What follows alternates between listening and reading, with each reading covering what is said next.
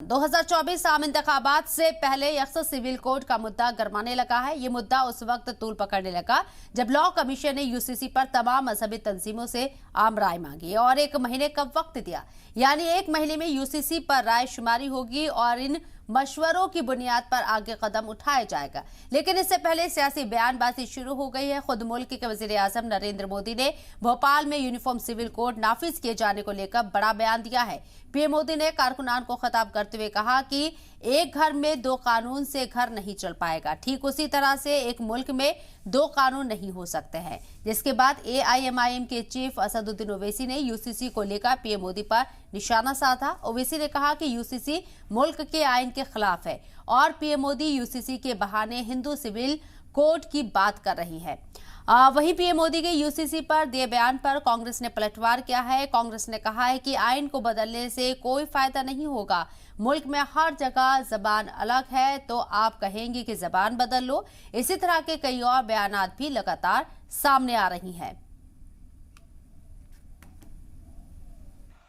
भारत के मुसलमान भाई बहनों को भी ये समझना होगा कि कौन से राजनीतिक दल उन्हें भड़का करके उनका फायदा लेने के लिए उनको बर्बाद कर रहे हैं।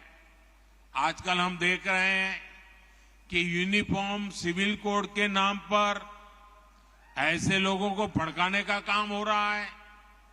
आप मुझे बताइए, एक घर में परिवार के एक सदस्य के लिए एक कानून हो, परिवार के दूसरे सदस्य के लिए दूसरा कानून हो, तो क्या वो घर चल पाएगा? क्या कभी भी चल पाएगा क्या? फिर ऐसी दोहरी व्यवस्था से देश कैसे चल पाएगा? हमें याद रखना है कि भारत के संविधान में भी नागरिकों के समान अधिकार की बात कही गई है। वहीं वजीर आजम नरेंद्र मोदी के बयान पर पलटवार किया है। असदुद्दीन ओवैसी ने क्या कुछ कहा, आइए सुनते हैं। प्रधानमंत्री बोल रहे 2 रूल्स, 2 लॉज। हाँ, एक घर में 2 लॉज। प्रधानमंत्री को ये बात समझने की जरूरत है कि आर्टिकल 29 राइट टू कल्चर एक फंडामेंटल राइट है भारत के संविधान में।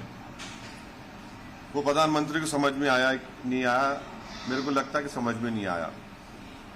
तीसरी बात यह है, भारत के संविधान में प्लुरलिज्म और सेकुलरिज्म हमारे जो कॉन्स्टिट्यूशन में है, वो हमारे भारत के संविधान के आर्टिकल 25, 26, 29, 14, 19 एंड 21 का हिस्सा है, बेसिक स्ट्रक्चर का हिस्सा है, जिसको